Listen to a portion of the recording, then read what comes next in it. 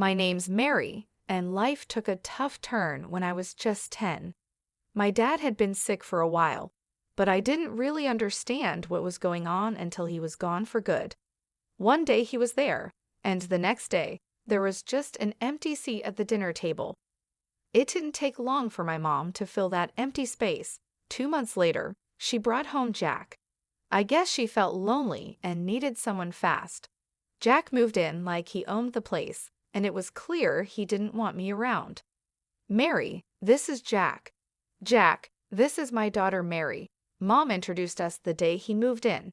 Jack looked at me coldly, like he'd rather be anywhere else. Hi, I managed to say, feeling shy but trying to be polite. Jack just nodded, not even smiling. He turned to Mom. Linda, can we talk about the living arrangements? I remember feeling a chill as they walked away, his hand on her shoulder. It didn't take long before I started feeling like an outsider in my own home. Jack had rules for everything and was always on my case. Don't leave your stuff in the living room. Eat faster. Don't make too much noise. It was nonstop. Mom just went along with whatever Jack said, her eyes looking empty or maybe just tired. One evening at dinner, things boiled over. I accidentally knocked over a glass of water, and it spilled towards Jack. Clumsy kid, can't you do anything right? Jack snapped, jumping up as the water splashed on his pants. Sorry, Jack, it was just an accident, I stammered, feeling my face heat up. Sorry doesn't clean up messes, Mary. Be more careful, he scolded, his voice louder than it needed to be. Mom just sat there, quietly dabbing her mouth with a napkin, not saying anything. I looked at her, hoping she would say something, anything, to stand up for me, but she stayed silent. I heard them arguing in their room. Jack's voice was loud and harsh. Linda, that kid of yours needs to shape up. I'm not going to live in chaos just because you're used to it. Mom's reply was soft, but I could catch bits of it. Jack, please, she's just a child. She's still adjusting. Adjusting? It's been months. I'm telling you, if things don't change, I didn't hear the rest, but I didn't need to. The message was clear. Jack wanted me out of the way, and Mom wasn't fighting too hard against it. The next few months were just as hard. Jack's complaints were a daily thing, and Mom's silence grew heavier. I was walking on eggshells, trying not to make a sound, trying to disappear if I could, but you can't disappear in your own home, can you? Even a 10-year-old knows that much. Life at home got more complicated when Mom told us she was expecting. Jack already had a hard time tolerating me, and the news didn't exactly make him happy. He was silent for a long minute before he spoke, and when he did, his words were cold. Well, that's just great, Linda. Just what we needed, he said, his tone dripping with sarcasm. Mom just smiled, but it was a weak smile. It's a blessing, Jack. You'll see, a fresh start for us. I felt a mix of excitement and dread. A little brother or sister seemed like a dream, someone new to connect with, but with Jack's mood swings, I wasn't so sure. The months flew by, and the baby finally arrived. It was a girl, and they named her Lauren. I was thrilled. She was so tiny, and when I first saw her, all wrapped up in her pink blanket, my heart melted. I thought having Lauren around might make things better, even make Jack soften up a bit. Holding Lauren felt magical. She was so small, her tiny fingers grasping at nothing. Hey there, Lauren, I'm your big sister, Mary. I'm going to take good care of you, I whispered, promising silently to be there for her no matter what. But the magic didn't last. Bringing Lauren home changed things again. Jack became fussier than ever, especially about money. One night, about a week after Lauren came home, I overheard him talking to Mom in the kitchen. His voice was harsh, louder than it needed to be. More expenses, Linda. Diapers, formula, who knows what else. And what about Mary? She's not even mine, and I'm paying for her too. Mom's voice was a quiet murmur. Jack, please, she's just a child. We can manage, things will settle down. It's not just about managing Linda, it's about priorities. We need to think about our family now, our real family. I knew what that meant. I wasn't real family. The sting of those words hit me hard. I slid down the wall by my door, hugging my knees, trying not to cry. The final straw came when Jack sat us down in the living room one evening. His face was serious, and he avoided looking at me. "Linda, we need to think about the future. Mary's getting older, and expenses are piling up. Maybe it's time she went to live with her Aunt Joyce." It felt like a punch in the gut. Being sent away, just like that.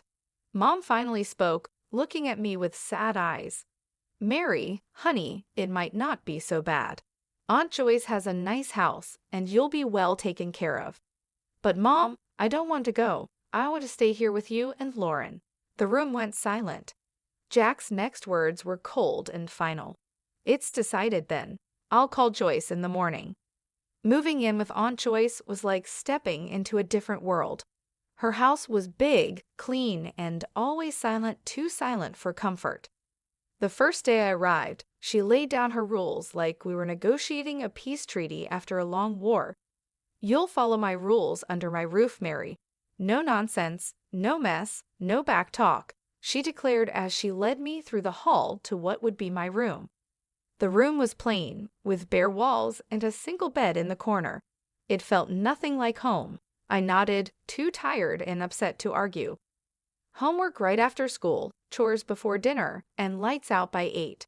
I won't tolerate any laziness or sloppiness, you hear?" Aunt Joyce continued, her voice firm. "Yes, Aunt Joyce," I whispered. "Speak up when you're spoken to." "Let's have no mumbling here," she snapped. I quickly corrected my tone. "Yes, Aunt Joyce, I understand." The days that followed blended into each other, each as strict and unforgiving as the last. Aunt Joyce was tougher than anyone I'd ever known. She had a way of making simple conversations feel like interrogations. Homework was a battlefield too. If I got a B instead of an A, Aunt Joyce had sharp words for me. "You can do better than this. Your laziness won't fly here," she'd scold, even though I'd spent hours poring over books. The worst part was how she reminded me of my mom's decision to send me away. If I dared to talk back or ask for less criticism, she'd retort sharply, "No wonder your mom sent you here. You need discipline. You obviously weren't getting it." Those words hurt. They always did. They made me feel unwanted, unloved, like I didn't belong anywhere. I was just another problem Mom solved by sending me away. Days turned into weeks and weeks into months. I learned to keep my head down, do what I was told, and only speak when necessary. Aunt Joyce had no patience for tears or complaints, and I didn't have the energy left to fight. "It's for your own good," she'd often say after scolding me harshly, as if her sharp words were supposed to make me into someone better. I wasn't sure who that better person was supposed to be. All I knew was that I was getting really good being alone, at being quiet, and at not being a problem. Because in Aunt Joyce's house, not being a problem was the best thing you could be. Living with Aunt Joyce was suffocating, and I found myself missing my mom more each day, even though I knew she had let me go without much of a fight. One afternoon, the feeling of missing her got too strong to ignore. Aunt Joyce was out, probably at her bridge club, and I knew I had at least a couple of hours before she'd be back. Her phone was always left on the kitchen counter, charging next to the fruit bowl.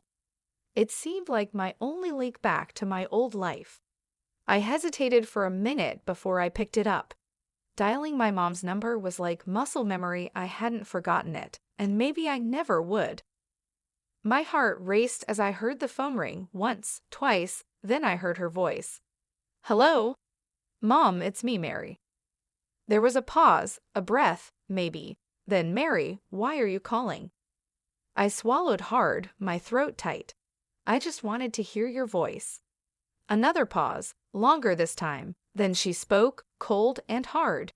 "You shouldn't have called." "But Mom." "Mary, listen to me.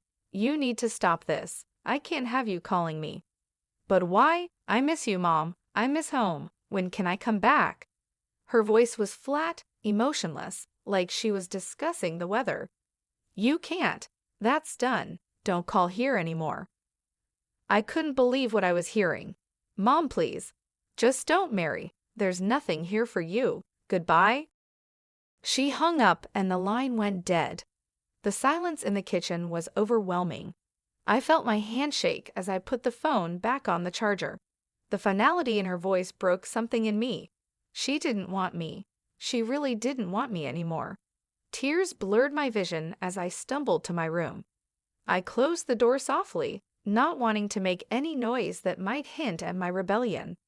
I sat on the floor, my back against my bed, and let myself cry. The room felt smaller than ever, like a box slowly closing in on me. I heard the front door open and close, and Aunt Joyce's voice called out, "Mary, you better have finished your chores." "Yes, Aunt Joyce," I called back, quickly wiping my eyes with the back of my hand. I didn't want her to see any signs of weakness. Weakness wasn't allowed here. I went to the kitchen to help with dinner, acting like nothing had happened, but inside, I felt different, emptier, more alone. Mom's final words kept playing over and over in my head. That night, Aunt Joyce found the call log on her phone. Her face twisted into a scowl as she stormed into my room, her voice a harsh whisper that cut through the quiet. "So, you took my phone to call your mother. Thought you'd go behind my back." I froze, feeling the blood drain from my face. I just wanted to hear her voice. Aunt Joyce laughed, a harsh, grating sound. "And what did that get you, huh? She doesn't want you, Mary. Even you can't deny it now." Her words were like ice, and I felt them chill me to the bone. She grabbed my arm, her grip tight and painful. "No more phone, no more pity parties. You're here because she doesn't want you. Remember that." The punishment was severe, more chores, stricter rules, and the cold shoulder from Aunt Joyce, who made sure I felt just how unwanted I was every day after that. Aunt Joyce's house had become a prison, each day dragging on heavier than the last. It was clear I was nothing but a burden to her, a nuisance she put up with only because she had to. But even that thin thread of obligation snapped one chilly morning, a year into my stay. "You're packing your bags today, Mary," Aunt Joyce announced over breakfast, her voice stern and final. I stared at her, my spoon halfway in my mouth. "What? Why?" "Your mother stopped sending money." "No money, no reason to keep you here," she replied bluntly, sipping her coffee as if we were discussing something as trivial as the weather. I felt a cold dread settle in my stomach. "So what happens to me now?" She shrugged, a cold, dismissive gesture. "Not my problem. You can go live with your grandmother. If she won't take you, then it's the orphanage." The thought of going to an orphanage terrified me, but the mention of Grandma sparked a tiny flicker of hope. I hadn't seen her since I was little, barely remembered her, but surely she wouldn't turn me away. Packing my bags felt surreal, like it was happening to someone else. I was packing up my life at Aunt Joyce's, each item a reminder of the year I'd lost. Aunt Joyce drove me to Grandma's house, and the car ride was silent except for the hum of the engine. When we arrived, the house was smaller and cozier than Aunt Joyce's big, imposing place. Grandma was waiting at the door, her expression unreadable. "This is Mary, your granddaughter," Aunt Joyce said, not bothering with any pleasantries. "I can't keep her anymore. Linda stopped paying." Grandma looked me over, her eyes sharp but not unkind. "I see, come in, Mary." Aunt Joyce didn't stay long. With a brief nod, she left, her duty to me discarded as easily as she had gotten rid of me. Inside, Grandma's house was warm and filled with the scent of cinnamon and something sweet baking. It felt welcoming, a stark contrast to Aunt Joyce's cold, sterile environment. "You'll be staying in the guest room. I suppose we'll need to sort out some more permanent arrangements," Grandma said as she led me down the hall. The guest room was small, with a window overlooking the garden. It felt safe, a feeling I hadn't associated with a place in a long time. "Thank you, Grandma," I said quietly, still unsure of my welcome. She nodded. "We're family, Mary. You belong here more than anywhere else." Over the next few weeks, I adjusted to life with Grandma. It was different. She was strict, but there was a kindness to her rules, a gentleness in her reprimands. You need to do your chores, Mary. Everyone contributes here, she would remind me, but her tone was patient, not harsh. Yes, Grandma, I would respond, grateful for her fair approach. Living with Grandma, I began to heal. I found comfort in the quiet routine of our days, the peaceful nights, and the steady rhythm of life that was so different from the chaos with Aunt Joyce. The months passed, and on my 19th birthday, Grandma made a decision that would change everything. Over breakfast, she slid an envelope across the table to me. "Take a look at this, Mary," she said, her voice carrying a mix of seriousness and warmth. I opened the envelope and pulled out some official-looking papers. "What's this?" "It's adoption papers, Mary. I want to adopt you. Make things official so no one can ever make you feel unwanted again," she explained, watching me closely for my reaction. I felt a lump in my throat. "Really, Grandma? You mean it?" "Yes, I do. You're not just staying here, Mary. You're my family, and it's time we made that clear to everyone else, too." 2 weeks later, it was done. We went to court, and I officially became Mary Bennett, with a new sense of belonging that I had longed for since Mom sent me away. With Grandma's support, I finally felt like I was home. I began looking forward to the future, and Grandma encouraged me to focus on my studies, especially science, which had always fascinated me. "You've got a sharp mind for it, Mary. You could go into medicine. How would you like that?" she suggested one day as we were going over some of my school projects. "I'd love that, Grandma. I want to help people," I replied, the idea starting to take root. "Then it's settled. We'll get you into a good college program. I'll support you every step of the way," she declared with determination. True to her word, Grandma was there for me throughout my high school years. She tutored me in math and science, using her old-school methods that were strict but effective. "You need to understand the basics, Mary. You can't skip the foundation," she'd insist whenever I struggled with complex problems. I graduated with top marks, thanks to her unwavering support. Grandma then helped me navigate the daunting college application process. When I got accepted into a medical college with a partial scholarship, she was as proud as if she'd received the acceptance herself. "We'll manage the finances. Don't you worry about that," Grandma said when I fretted over the costs. "You focus on your studies and become the best doctor you can be." Medical school was tough but fulfilling. I was drawn to oncology, the branch of medicine that deals with cancer. It was hard, both emotionally and intellectually, but it felt right, like I was exactly where I needed to be. I completed my degree, then my internship, and finally my residency, each step a milestone that Grandma celebrated. "You're making a real difference, Mary. I'm so proud of you," she'd say, her eyes shining with pride. By the time I turned 35, I was fully established in my career as an oncologist. My life was busy but fulfilling, filled with long hours at the hospital and the satisfaction of knowing I was making a difference.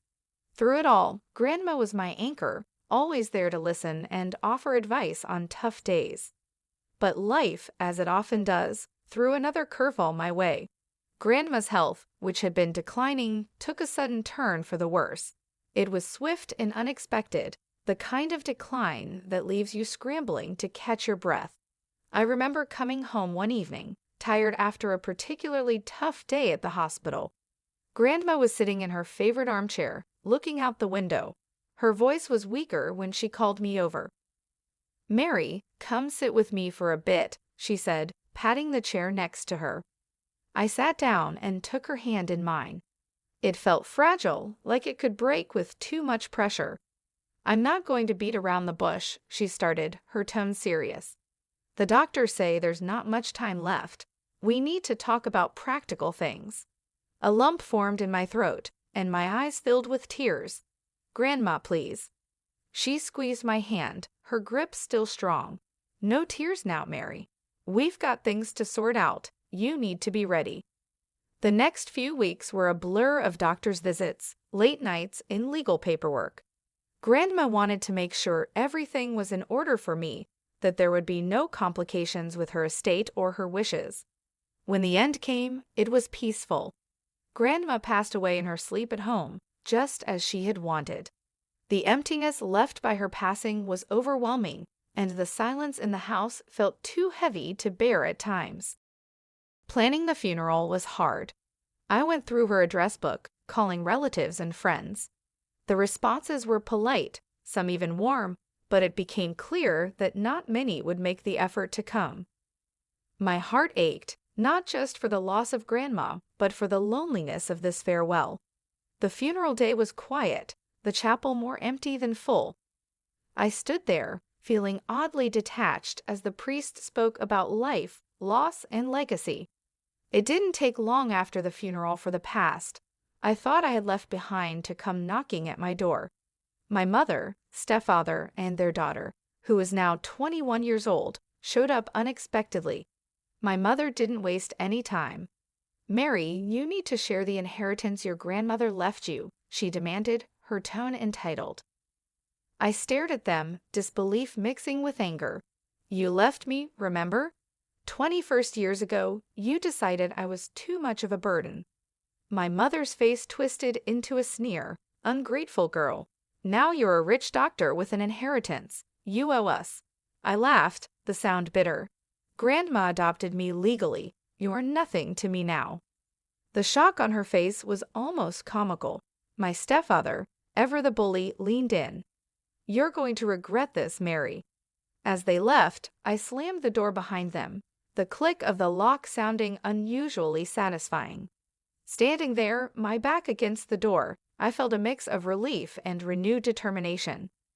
A few days after their visit, I was at work when I got a call from a neighbor. "Mary, it looks like your family's at your house again.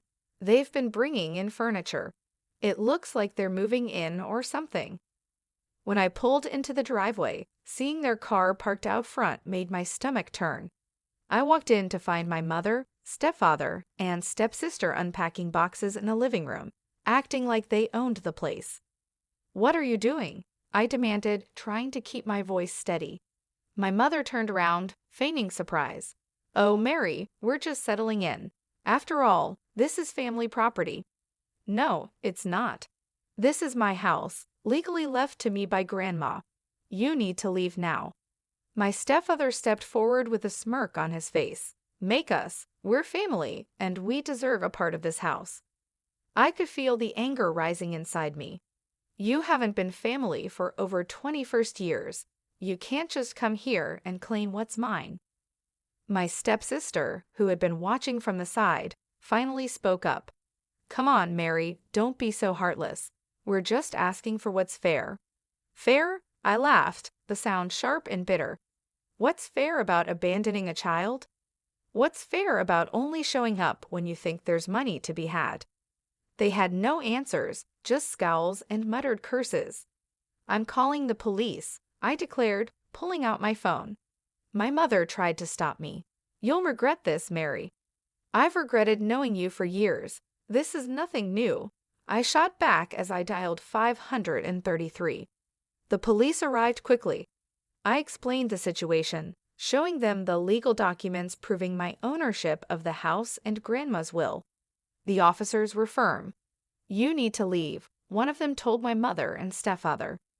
"This property doesn't belong to you, and if you don't comply, you'll be removed forcibly." My stepfather glared at me, his anger clear, but there was nothing he could do. "This isn't over, Mary," he threatened as they gathered their things. "Oh, but it is," I replied, my tone cold and final. After they were gone, I walked through the house through Grandma's house. Each room was filled with memories, each corner a testament to her love and the life she had built here, a life she had fought to pass on to me. Standing in her favorite spot by the window, I made a promise, not just to her but to myself. I would not let the bitterness of the past tarnish my future. I had fought hard to become who I was, and I would continue to fight to honor her legacy and the sacrifice